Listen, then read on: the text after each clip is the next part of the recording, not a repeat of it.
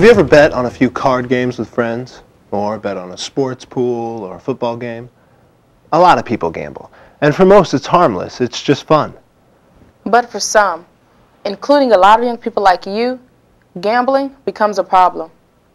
A serious addiction. Sean is a problem gambler who started gambling in high school. His gambling got out of control in college and affected his whole family. He talks to some high school students about what he went through. The way I got into my recovery program was I had lost the most amount of money I had ever lost in my life. And I owed some people some money, and I went to my father to ask him to take out a loan to get the money for me. How easy was it for you to find help? Did you have to look for it, or was it there when you needed it? Finding help the night of my intervention was thrown in my face, literally. I mean, there was information on my recovery program just flipped at me like that.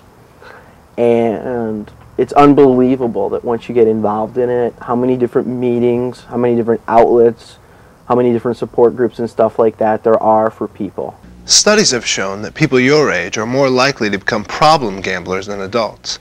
2 to 4 times more likely. One reason is most people think it's okay to gamble, so you are more likely to try it. Another reason is you have more gambling opportunities than any previous generation.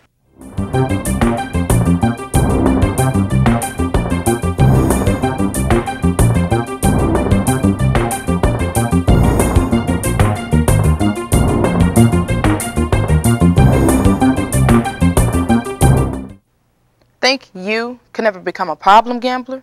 Think again. More than ever before, gambling addiction is affecting all segments of society.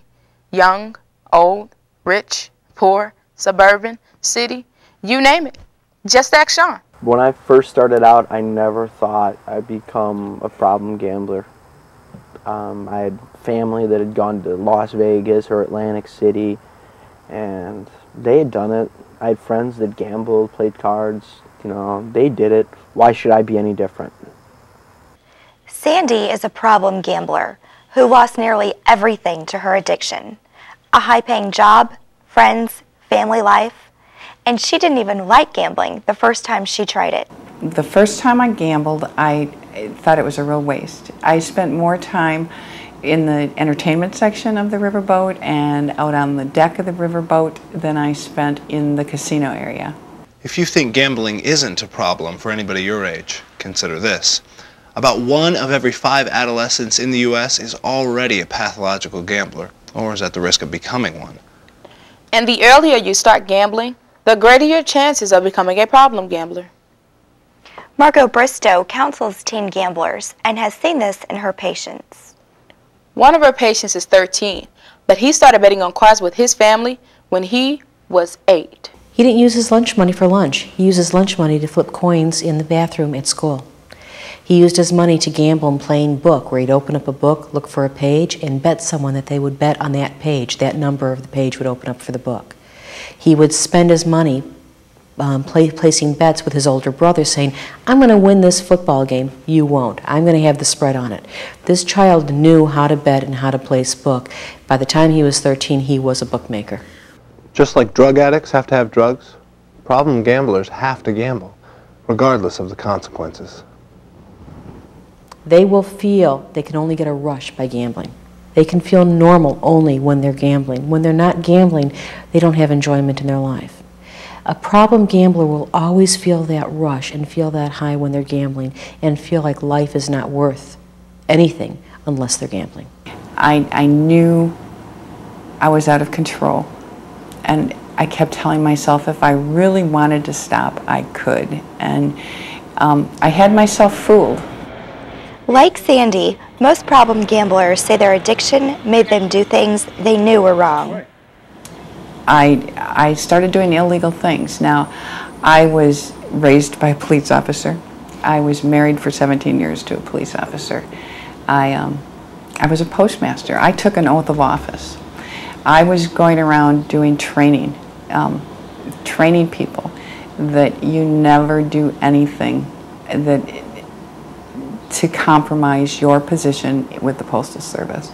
And by this time I was compromising my position. And I couldn't stop myself. I couldn't stop myself.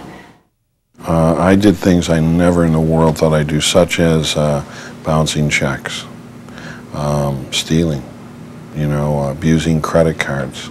I always drew lines that I'm not that bad because I've never done this, and then I would find myself crossing those lines. A gambling addiction shatters the gambler and their loved ones. I put my family in harm's way.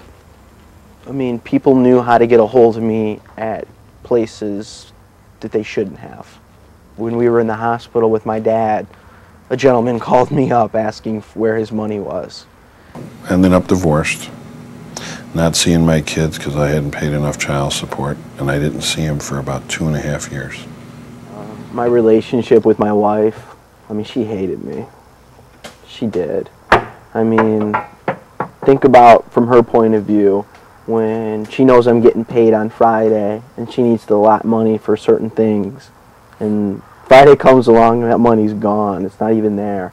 I stole a lot of money and time from her. How bad did it get for Wayne?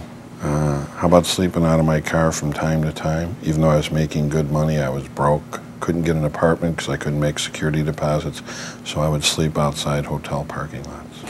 I attempted suicide, and thank God for my grandmother, because I ended up at my grandmother's house, and she took care of me for 3 months.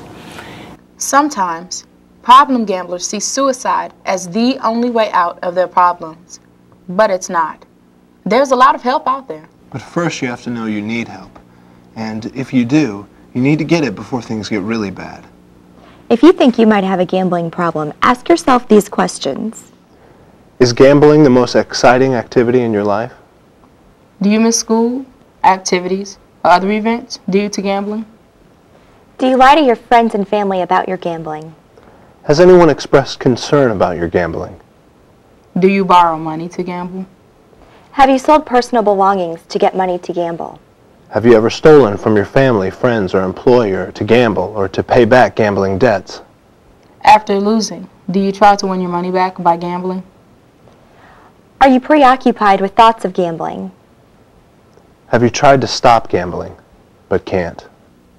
If you answered yes to any of these questions, you might have a problem, and you should get help to see if you do. Denying there's a possible problem won't make it go away. Help will. My life has changed drastically. I'm able to sleep at night. I'm able to answer the phone. I don't have to worry about anybody calling up and harassing me. My work career has changed. I put much more time into work. And most importantly, I've been able to rebuild relationships that I crushed before and make something out of nothing. Typically, if a young problem gambler does not get help, they become an old problem gambler.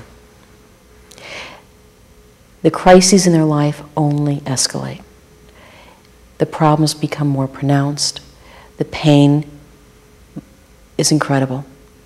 They lose their family. They lose their homes. They lose their education, their jobs. They hit a bottom. Problem gamblers are the highest suicide rates of all addictions that are out there. If you think you or a loved one might have a gambling problem, there's help available near you. All you have to do is make a call. Call 1-800-522-4700. It's free, you don't have to give your name, and there's no obligation. They'll help you figure out if there is a problem. If I hadn't gotten help, I'd be dead. I can say that honestly, yeah. The bottom line is, gambling is just a fun pastime for most people who are responsible gamblers. And if you're one of them, great. Keep doing what you're doing. But if you're not, and you think you might have a problem, just call 1-800-522-4700 for more information. Don't take a chance with your life. Just call.